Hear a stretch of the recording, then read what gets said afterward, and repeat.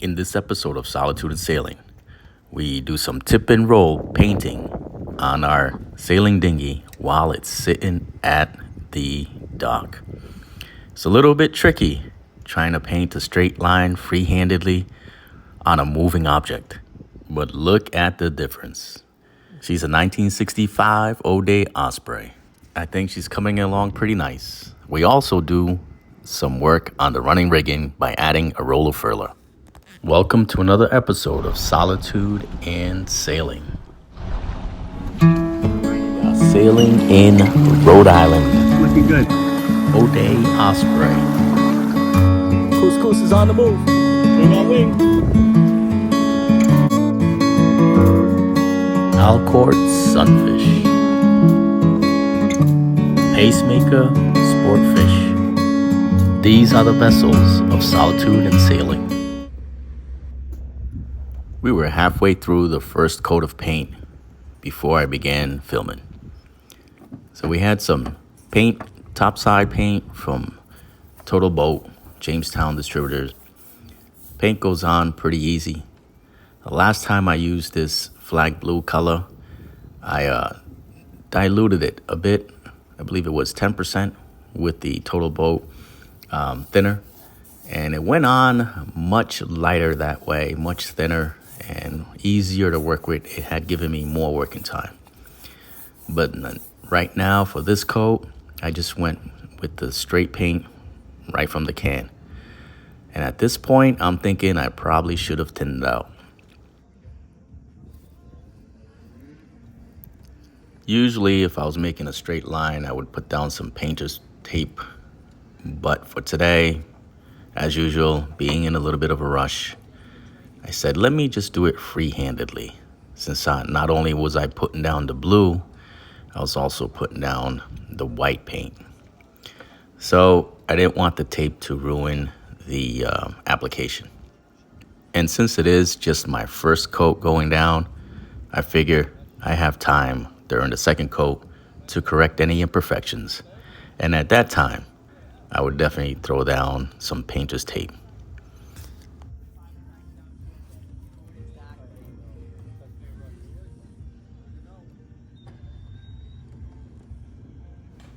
I'd also recommend doing this while the boat is on land and not moving, in addition to using an angled brush, which makes cutting edges much easier.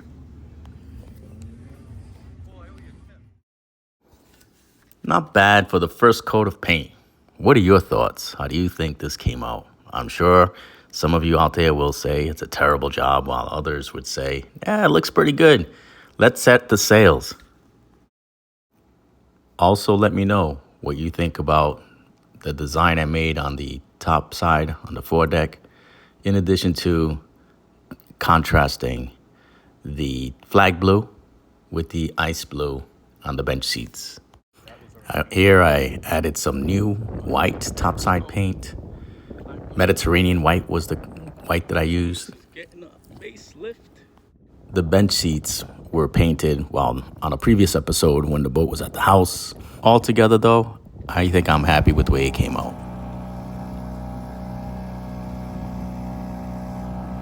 The other addition I did was try out this tiller tamer. Tell you what, that made solo sailing so much better. As long as I don't fall off while the tiller is locked in place. But for fixing the lines and making adjustments and being able to freely move about the cabin, or the deck, I should say, that tiller tamer came in very helpful.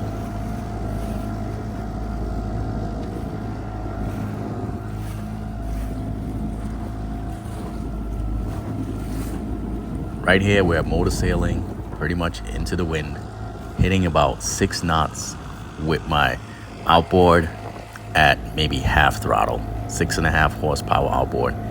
Couscous is cruising through the water.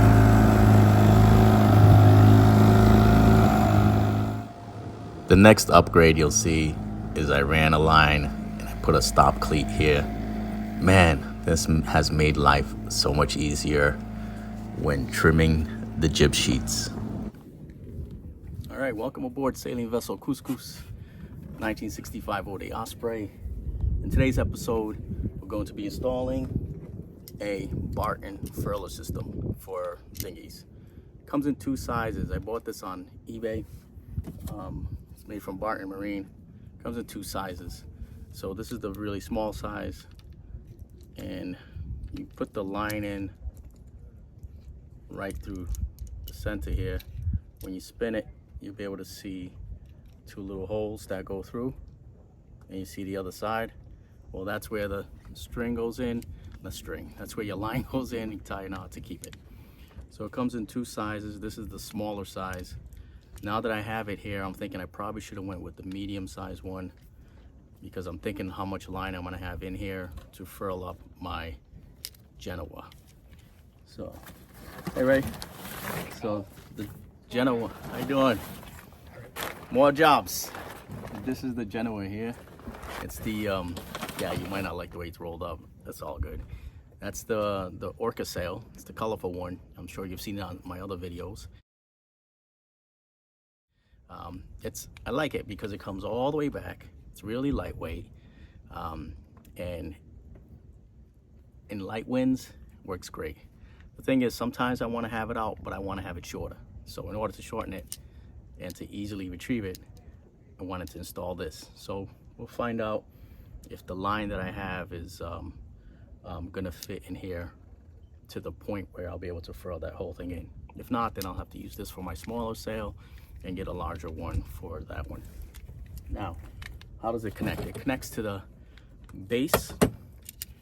So one of the issues we might have is, here's the hardware, the shackle that I used before to connect the foot of the sail to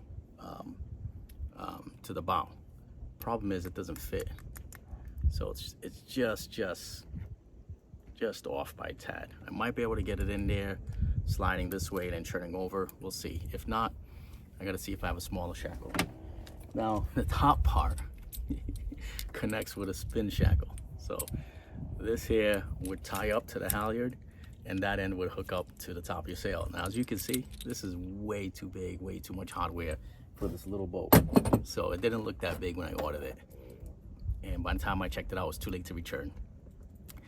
So I ended up buying another one. So this one here, that part connects to the halyard, the jib halyard, and you open her up, and this will connect to the eye on the top of the sail. So my jib to the base, and with the jib in between. So I should be able to hook that up. I did pick up some a line stop cleat here to make it quick and easy. Sits on the deck, the line goes through, and it just clamps it off for you. And then to feed the line through, to run it all the way back from the jib all the way back to the helm, we got these little deck eye cleats, so the line passes in the middle there. And I got some stainless screws to hook it all up, and of course cotter pin. So that's what we have today for this project. Let's see if we're able to put it together. Oh yeah, looks like I do have a little smaller shackle there. So let's try that one. I took this one off, and the width is just right to fit there, but it doesn't go in deep enough to be able to feed through the pin. So we need to think about plan C.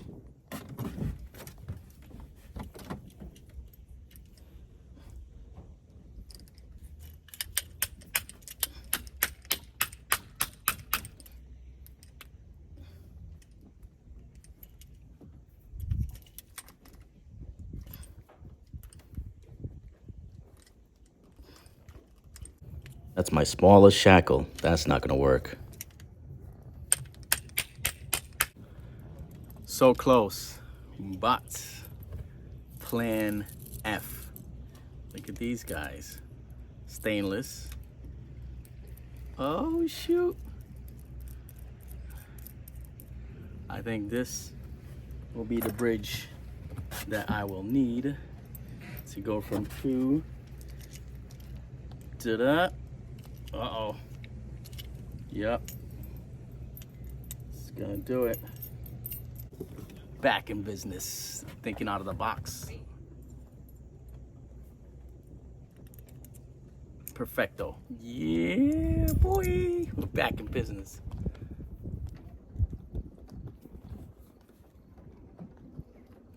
Now to try to feed the line through those two little holes and then tie off the knot on the larger opening and pull it back through.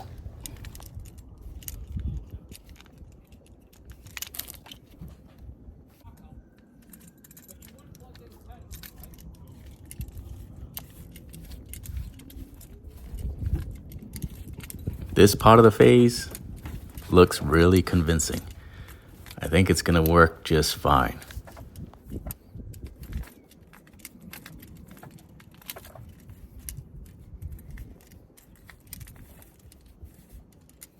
Hopefully it's enough. I mean, yeah, all without measurements. Then we're gonna cut off the excess. That's not a knife. This is a knife.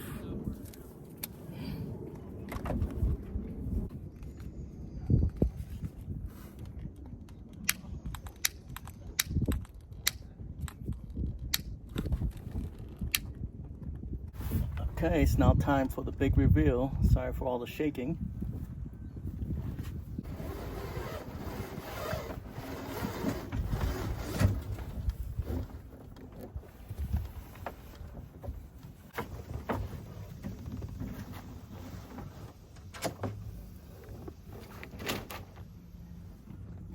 Obviously, if there was more wind, this sail would fill up right away. But then also, if there's more wind, I don't think I'd want to be doing this at the dock.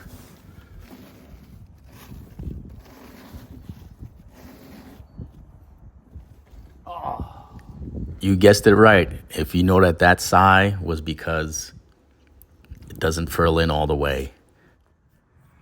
All right, so it partially works.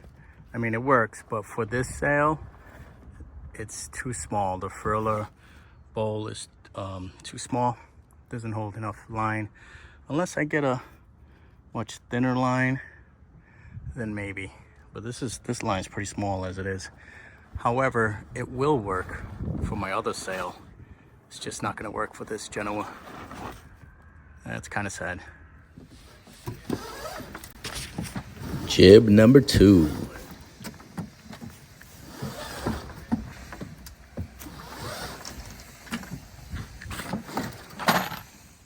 I'm gonna put another dead eye right over here so that I have a nice clean run. Yeah, one more dead eye here, or maybe right here. But in the meantime, time for plan F.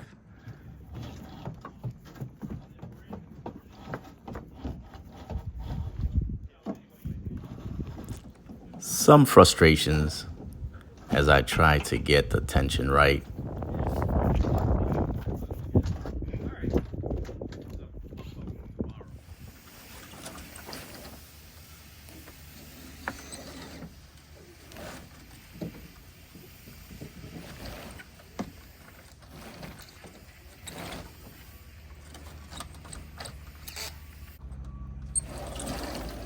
Oh yeah, way to go, skipper.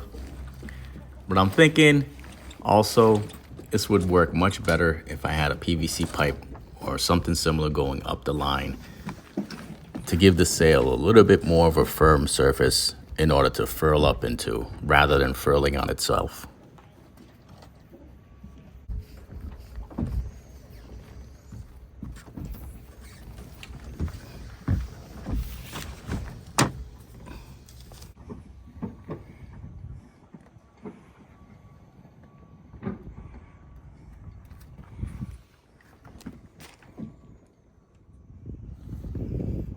All right, so this needs to be furled in a little bit tighter.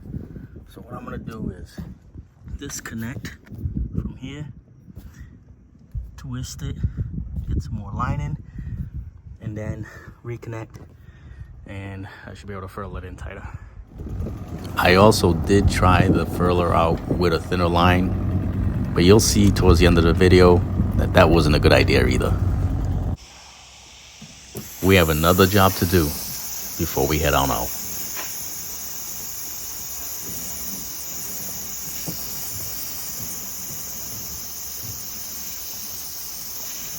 She sure is looking pretty. Not bad for a vintage 1965 little day sailor.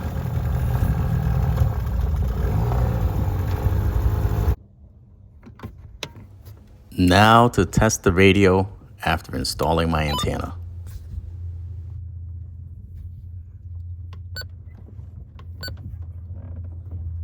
North winds around 5 knots, becoming southeast in the afternoon. Seas 1 foot or less. Saturday night, southeast winds around. There's a hole in the boat, a hole in the boat. Ah! Remember that bilge pump hose? Yep. Today's the day we're gonna reroute this bilge pump hose. And what I'm gonna out do the is stern. reorient this pump the other way around, and then cut the hose to fit to size. And this is a through hole we're gonna use. Pop it in from the outside, and that's where the bilge pump will pump out. Let's see if I could give you a look without dropping my camera. Yeah, coming out pretty good. Now that looks so much neater. I'm happy with the way that came out. As usual, you do a little bit of work, followed by a little bit of play. Now it's time to go sailing. Looks like somebody turned on the winds.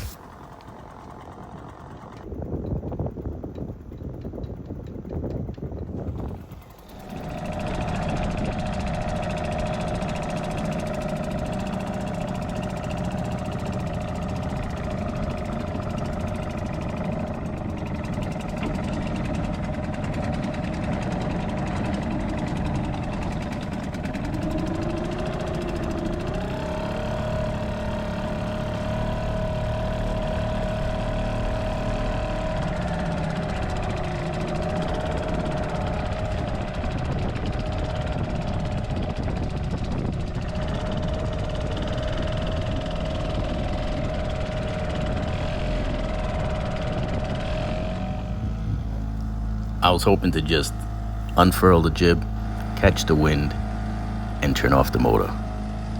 But it just kept getting stuck.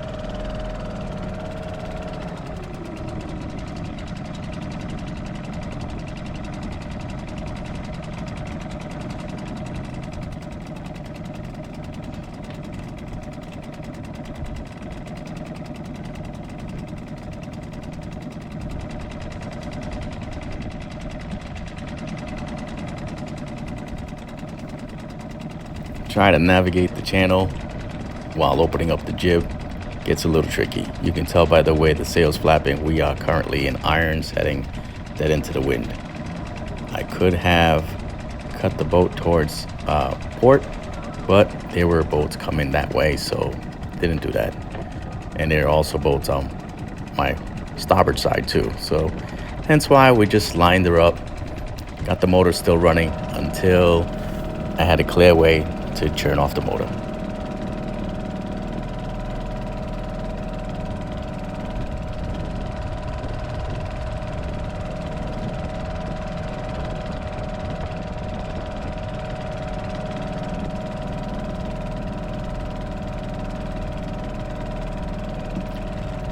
Nothing wrong with a little motor sailing in tight quarters.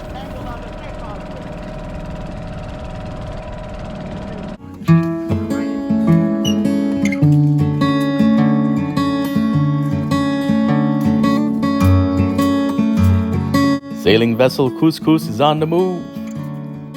Thank you, Al, for this nice video. of couscous cruising by.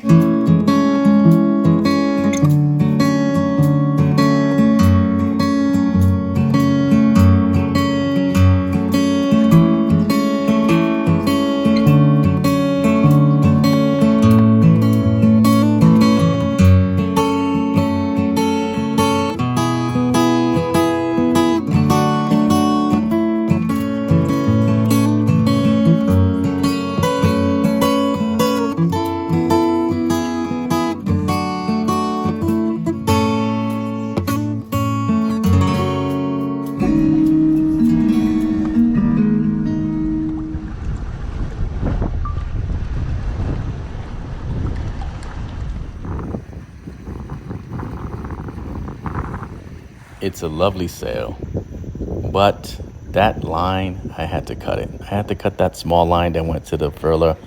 It was getting tangled up. Had to hop up on the deck and release it. However, I was not going to let that ruin a beautiful day for a sail. Tell me summer's over without telling me summer is over.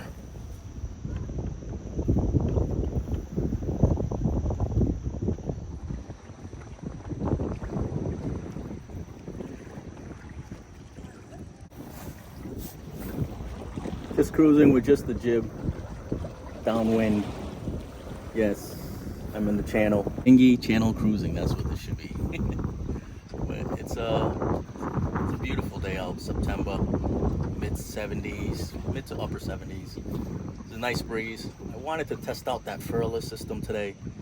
I switched the line for it, and I thought if I got a smaller line, smaller mill, maybe it'll be able to furl in better, but I struggled with it and it kept tangling up, so I had to go up on the bow and cut the line.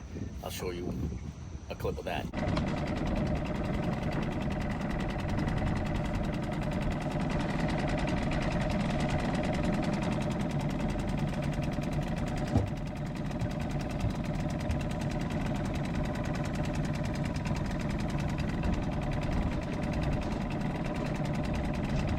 The purple line was too small.